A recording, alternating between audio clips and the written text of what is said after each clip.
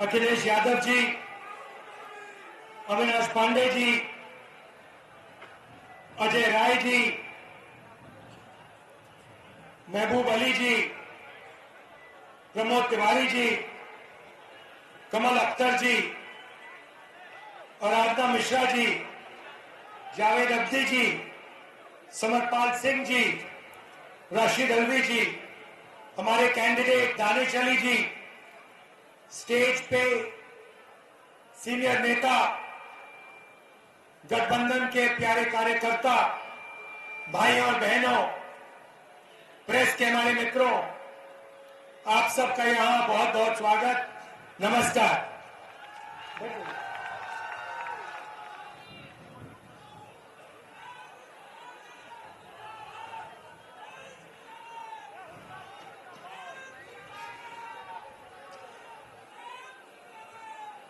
चुनाव में एक तरफ इंडिया गठबंधन और दूसरी तरफ बीजेपी और आरएसएस, ये विचारधारा की लड़ाई है। और पहली बार इंडिया गठबंधन संविधान और लोकतंत्र की रक्षा कर रहा है और बीजेपी आरएसएस के लोग संविधान को और लोकतंत्र को खत्म करने में लगे हुए हैं। आपने सुना होगा, बीजेपी के नेताओं ने कहा कि अगर हम चुनाव जीत गए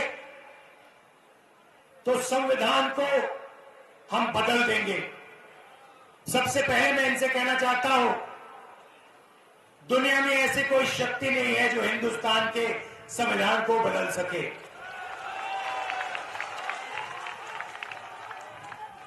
पिछले 10 साल नरेंद्र मोदी जी ने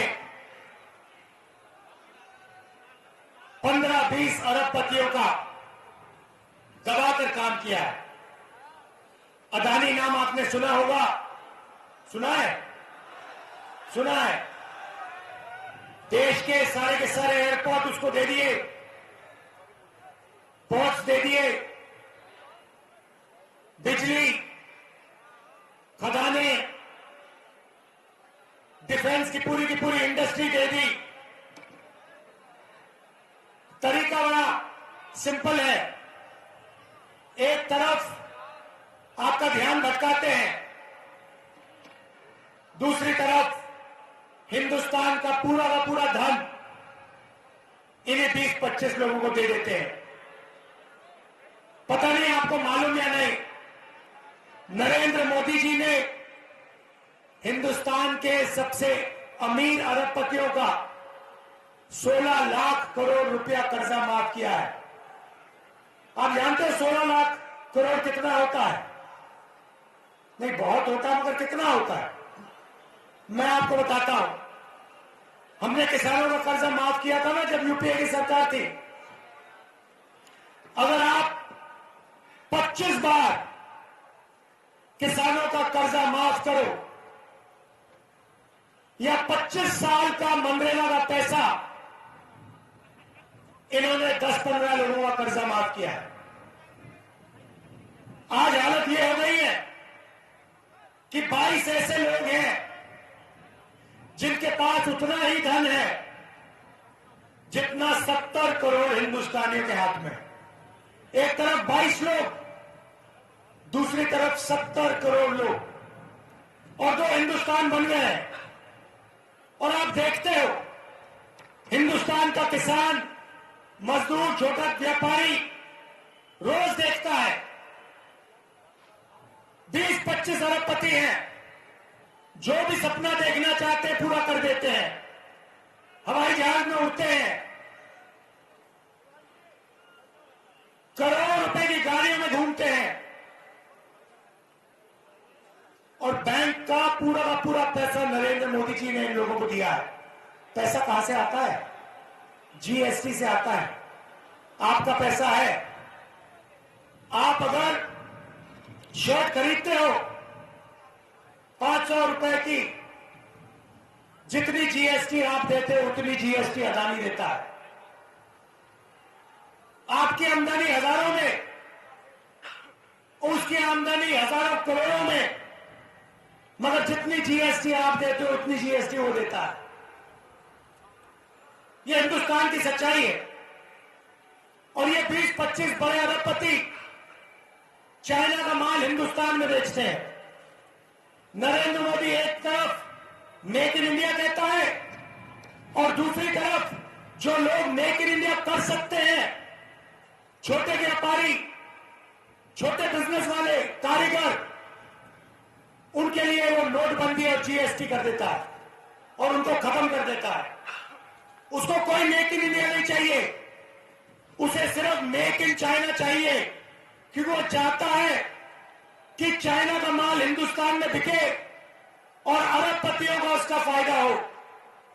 अब आप मुझसे सवाल पूछोगे, इंडिया गठबंधन क्या करेगा? मैंने आपको बोला, एक तरफ 22 लोग, दूसरी तरफ 70 करोड़ लोग। और आप मुझसे पूछोगे, ठीक है, आपने हमें बता दिया कमी कहां है, मगर कांग्रेस पार्टी और इंडिया गठबंधन क्या करने जा रही है? बेरोजगारी के बारे में क्या करने जा रही है? गरीबी के बारे में क्या करने जा रही है? किसानों की मदद कैसे करेगी? ये आपके दिल में सवाल है। तो आज मैं आपको इन सवालों के जवाब देने आया हूं और हम साफ बता देते हैं। और मैं आपको आज 3-4 चीजें कहने आया हूं। सबसे पहले, गरीबी। नरेंद्र मोदी जी ने लाखों करोड़ रुपए अरबपतियों को दिए। मैं आपको बता रहा हूं, इंडिया गठबंधन जितना पैसा उन्होंने अरबपतियों को दिया है, उतना पैसा हम हिंदुस्तान के गरीबों को देने जा रहे हैं। अच्छा लगे ना लगे, हम ये काम करने वाले हैं। मीडिया वाले कहेंगे कि देखो, अगर किसानों का कर्जा माफ होगा तो किसानों की आदत खराब होगी। कहते थे मनरेगा में मजदूरों की हालत खराब होती है, मगर ये कभी नहीं कहते कि जब नरेंद्र मोदी ने 16 लाख करोड़ रुपए अरबपतियों का कर्जा माफ किया तो उनकी आदत खराब होती है। ये कभी नहीं कहते। तो मैं सिर्फ एक बात कह रहा हूं, अगर उनका कर्जा माफ होगा तो किसानों का भी होगा। अगर उनको पैसा मिलेगा तो मजदूरों को, किसानों को, बेरोजगार युवाओं को भी मिलेगा।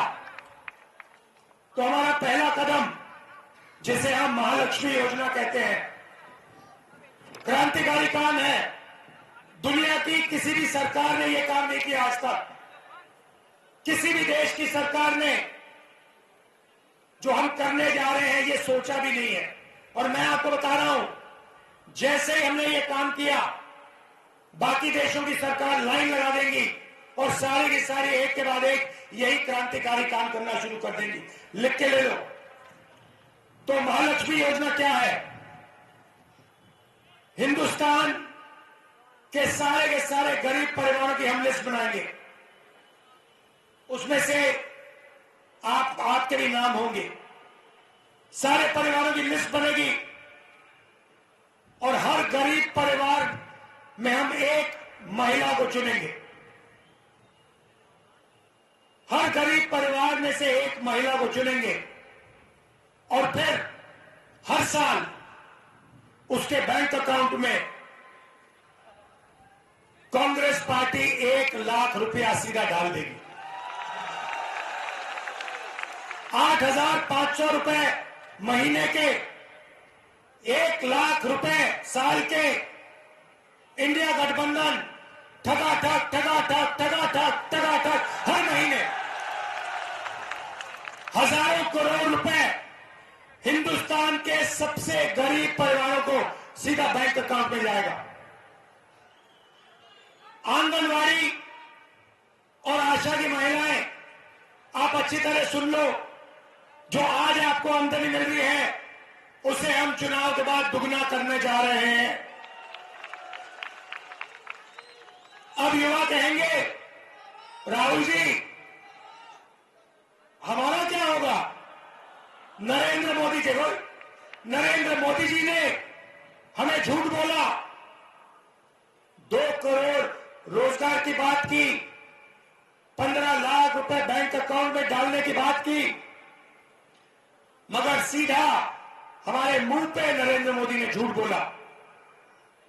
तो मैं आपको 2-3 चीजें कहना चाहता हूं। सबसे पहले हमने चेक किया, हिंदुस्तान की सरकार में 30 लाख खाली पोस्ट पड़ी हुई है।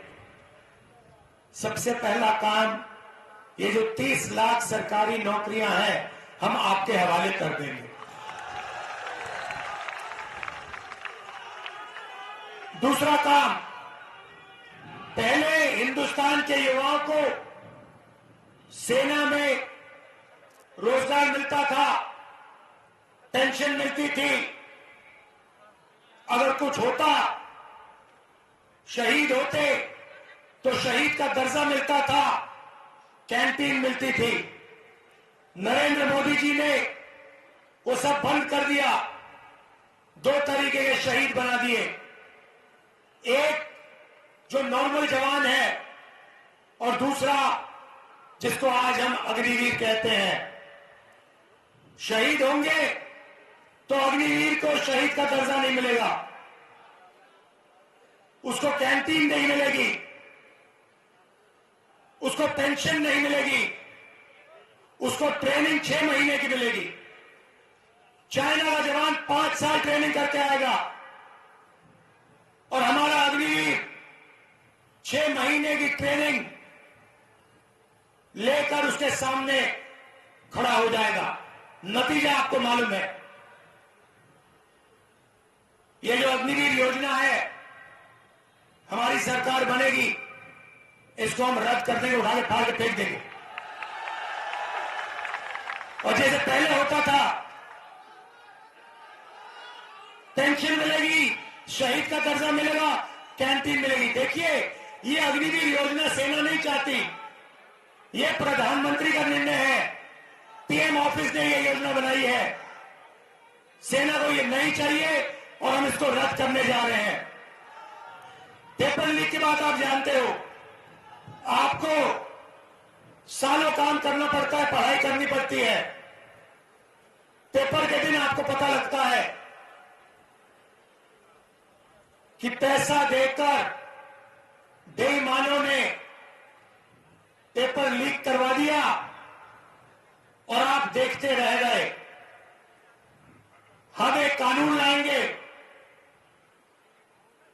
जिसने भी ये पेपर लीक का काम किया उसे कड़ी से कड़ी सजा मिलेगी। और ये जो आजकल फैशन बना रखा है कि प्राइवेट कंपनियां पेपर चेक करवा रही हैं, इसको हम बंद करवा देंगे।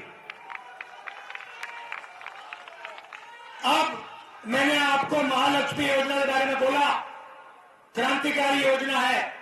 अब मैं आपको युवाओं के लिए एक क्रांतिकारी योजना के बारे में बताना चाह रहा हूं। आप जानते हो, अरबपतियों के बेटे, बड़े बड़े बिजनेसमैन के बेटे जॉब मार्केट में जाने से पहले अप्रेंटिसशिप करते हैं। 6 महीने की उनको नौकरी मिलती है, बड़ी सी बड़ी कंपनी में जाते हैं, ट्रेनिंग मिलती है, बैंक में पैसा आता है और फिर वो परमानेंट जॉब में जाते हैं। मगर ये सुविधा हिंदुस्तान के बेरोजगार युवाओं को कभी नहीं मिली। बड़े बड़े अरबपति अपने बेटे को अपनी कंपनी में अप्रेंटिसशिप करवाते हैं, मगर हमारे युवा भटकते रहते हैं, सड़क पे घूमते रहते हैं। तो हमने एक नई योजना लाई, इसका नाम पहली नौकरी पक्की। पहली नौकरी पक्की।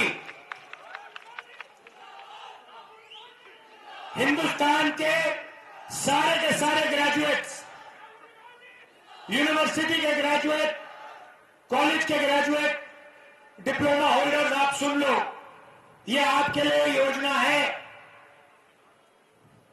इससे आपकी जिंदगी बदलने जा रही है। तूफान आने वाला है। प्राइवेट कंपनियों में,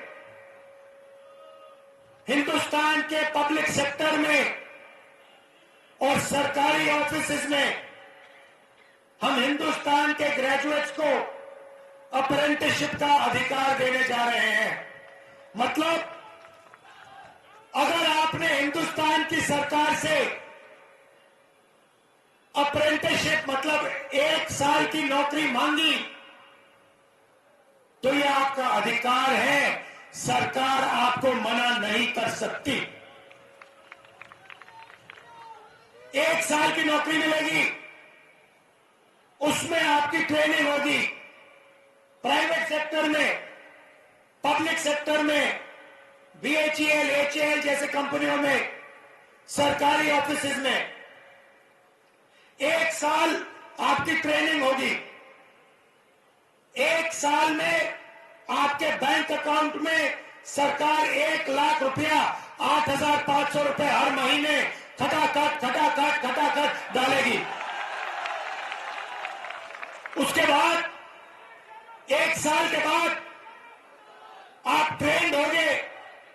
हिंदुस्तान के पास एक ट्रेंड वर्कफोर्स होगी और अगर आपने अच्छा काम किया तो आपकी नौकरी पक्की हो जाएगी। क्रांतिकारी काम है और ये हम आपके लिए करने जा रहे हैं। यहां किसान भाई हैं और नरेंद्र मोदी जी ने आपको सबसे ज्यादा तंग किया है। मैं जानता हूं, आप देखते हो अरबपतियों का कर्जा माफ होता है, दिल में आपको दर्द होता है और जब अपना अनाज बेचने जाते हो आपको सही रेट कभी नहीं मिलता और आपके दिल में यही 2 सवाल हैं।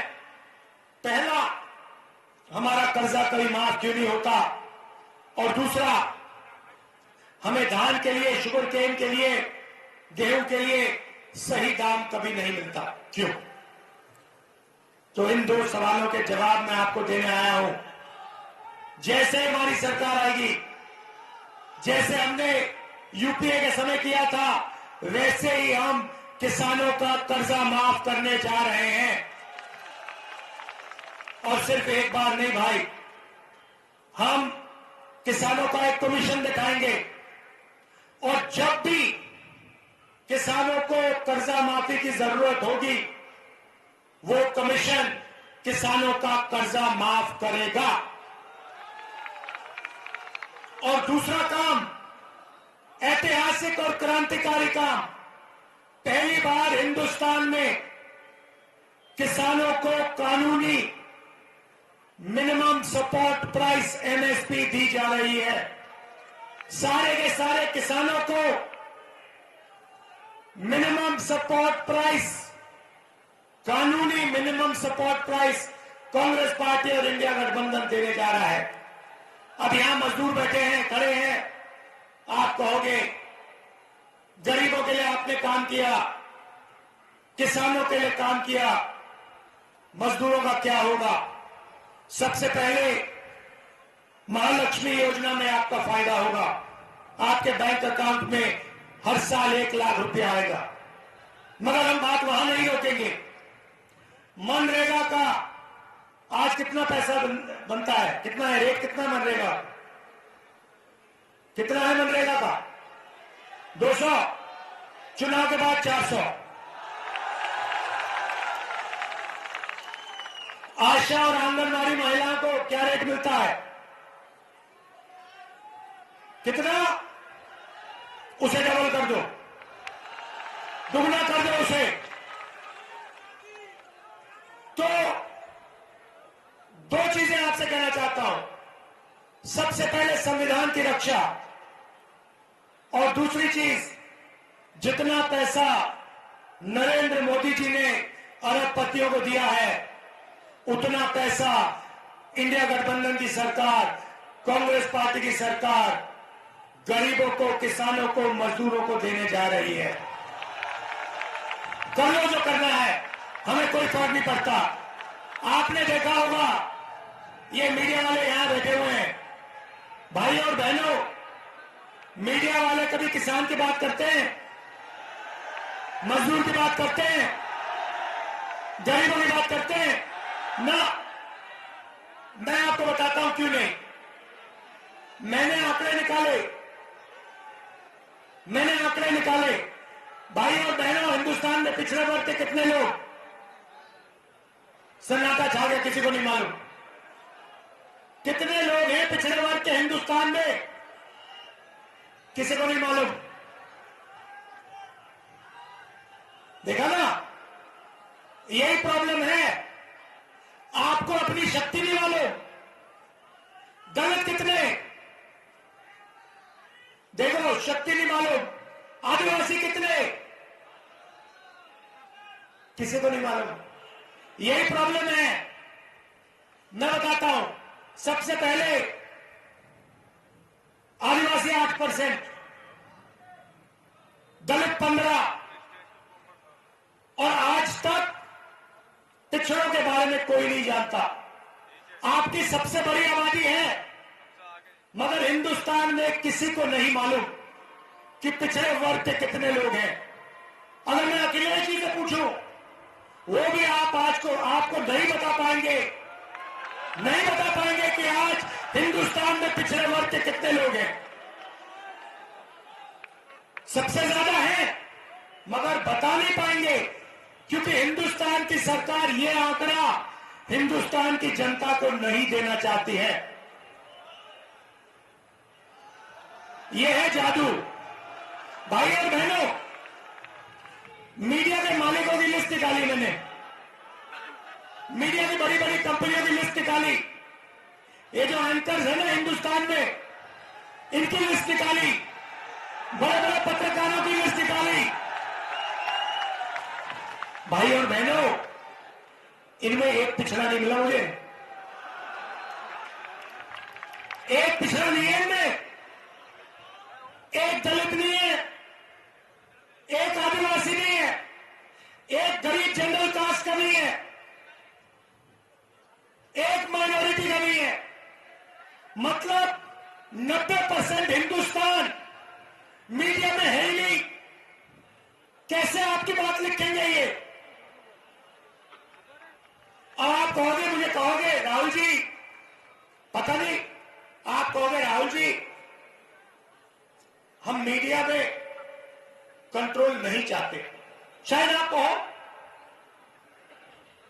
तो फिर मैं आपसे पूछता हूं, हिंदुस्तान की 200 सबसे बड़ी कंपनियों के मालिकों की लिस्ट में पिछड़े कितने, दलित कितने, आदिवासी कितने?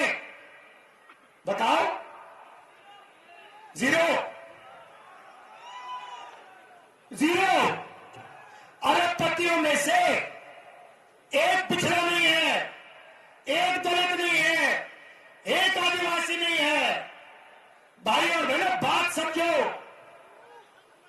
दलितों से, आदिवासियों से, पिछड़ों से, गरीब जनरल कास्ट के लोगों से 24 घंटा पैसा लिया जाता है और वही 20-25 लोगों के जेब में जाता है। और उन 200 लोगों में एक पिछड़ा नहीं, एक दलित नहीं, एक आदिवासी नहीं। अब आप कहोगे राहुल जी हमें मीडिया नहीं चाहिए, हमें कॉर्पोरेट इंडिया में भी अपना कोई आदमी नहीं चाहिए। पता नहीं, क्योंकि इसके बारे में आप बोलते ना कभी हो नहीं, मैंने कभी सुना नहीं। कभी पिछले वर्ग के किसी भी व्यक्ति ने मुझे कभी नहीं कहा कि भैया राहुल जी कॉर्पोरेट इंडिया में तो हमारा कोई है ही नहीं। तो या तो आपको मालूम ही नहीं, और या फिर आप अपना आदमी वहां चाहते नहीं हो। यही दो चीजें हो सकती है, और तीसरा तो हो ही नहीं सकता। तो फिर मैं आपसे कहूंगा ठीक है भैया, आप कॉर्पोरेट इंडिया में नहीं चाहते, आप मीडिया में नहीं चाहते, आप प्राइवेट अस्पताल नहीं चलाने चाहते, आप प्राइवेट कॉलेज यूनिवर्सिटी नहीं चलाना चाहते, सरकार में तो भागीदारी चाहते हो ना, या वो भी नहीं चाहते? वो भी नहीं चाहते तो चलो तो छोड़ते हैं भैया, पूरा पूरा इनको दे दो, चलते घर। अब मैंने आंकड़े निकाले, हिंदुस्तान को 90 लोग चलाते हैं।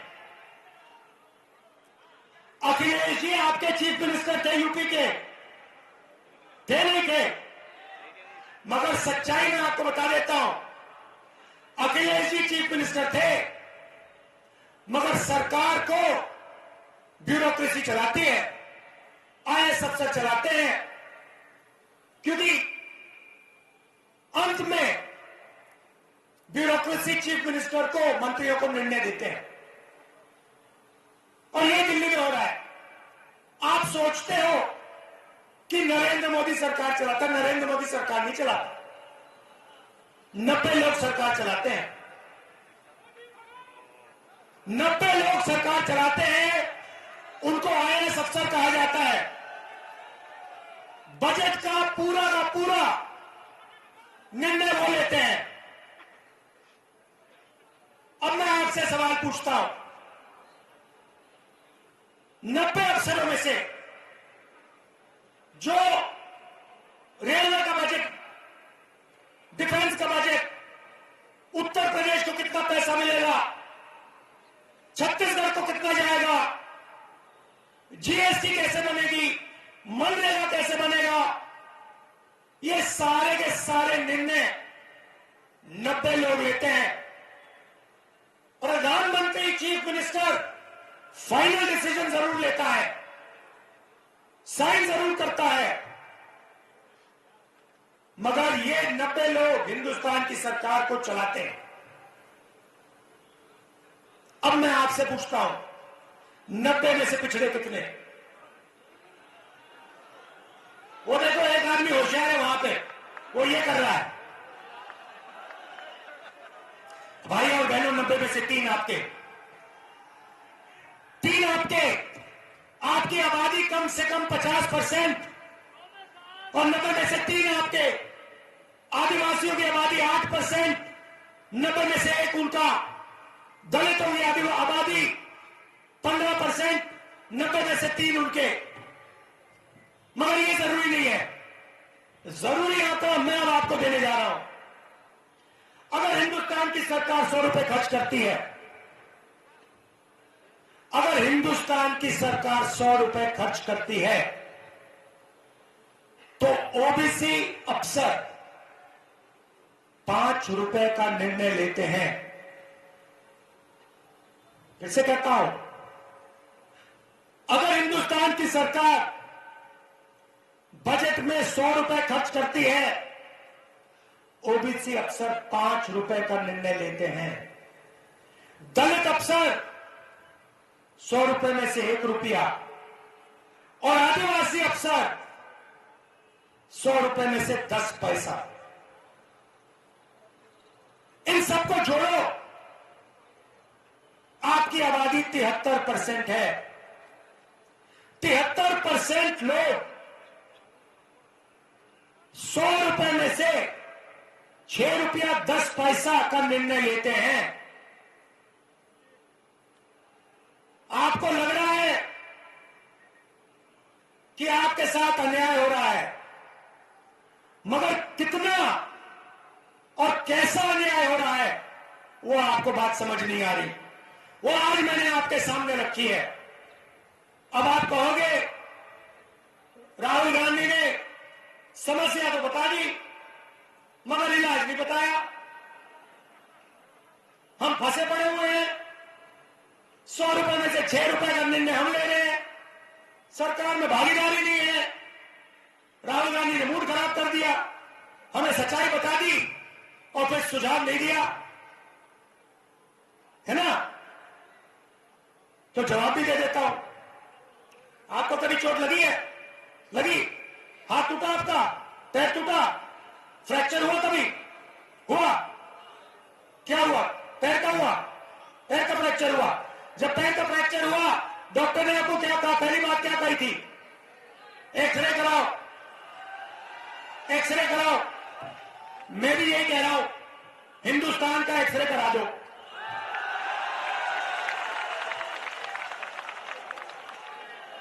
हिंदुस्तान का एक्सरे करा दो और पता लगा दो कि हिंदुस्तान की संस्थाओं में, सरकार में, बड़ी बड़ी कंपनियों में, प्राइवेट अस्पतालों में, प्राइवेट कॉलेज यूनिवर्सिटी में हिंदुस्तान की 90% आबादी में से कितने लोग हैं? जाति जनगणना भाइयों और बहनों, जाति जनगणना, हिंदुस्तान का एक्सरे। सरकार आएगी, हम जाति जनगणना का काम शुरू कर देंगे। जाति जनगणना से हिंदुस्तान के सब लोगों को पता लग जाएगा आप कितने हो और आपकी हिंदुस्तान में कितनी भागीदारी है। दूध का दूध, पानी का पानी हो जाएगा। अब इससे किसी को इतराज तो नहीं होना चाहिए, नहीं, किसी को इतराज नहीं होना चाहिए, क्योंकि हम सिर्फ ये कह रहे हैं कि भैया चोट लग रही है लोगों को, किसानों को, मजदूरों को एक्सरे करा लो। एक्सरे से दर्द तो नहीं होता ना, एक्सरे से कोई डरता तो नहीं है ना, एक्सरे ऑपरेशन थोड़ी है, एक्सरे तो मतलब कुछ नहीं होता। तो जब मैंने कहा कि भैया देश का एक्सरे कराओ, नरेंद्र मोदी कहता है बिल्कुल नहीं। बीजेपी के लोग कहते हैं एक्सरे तो नहीं होगा। कैसे नहीं होगा? 100% होगा, क्योंकि देश की जनता को मालूम होना चाहिए कि 90% की कितनी भागीदारी है। आप देख लेना, मैंने यहां भाषण दिया, अखिलेश जी ने यहां भाषण दिया, आप देख लेना, नरेंद्र मोदी का चेहरा आपको टीवी पे 15-20 घंटे दिखेगा, मगर जो हमने यहां क्रांतिकारी बातें करी हैं वो आपको मीडिया नहीं दिखाएगा। पूरा देश जानता है, ये आपके हैं ही नहीं। अच्छा, इनकी बात नहीं कर रहा हूं, ये बेचारे, इनकी बात, इनकी गलती नहीं है, इनको ऊपर से ऑर्डर आता है, इनको सैलरी लेनी है, बच्चे पालने, इनकी गलती नहीं है। इनके जो सीनियर लोग हैं उनकी गलती। देखो मुस्कुरा रहे हैं लोग। तो ये मैं आपसे कहने आया था, इंडिया गठबंधन की जीत होने जा रही है और मैं आपको बता रहा हूं, जिस दिन जाति जनगणना हो गया इस देश में, उस दिन देश बदल जाएगा। क्रांतिकारी काम है, ऐतिहासिक काम है और इसको इंडिया गठबंधन करने जा रहा है। आप सबका दिल से धन्यवाद, नमस्कार, जय हिंद। अखिलेश जी और जो सीनियर नेता यहां आए हैं, आप सबका बहुत बहुत धन्यवाद, नमस्कार, जय हिंद।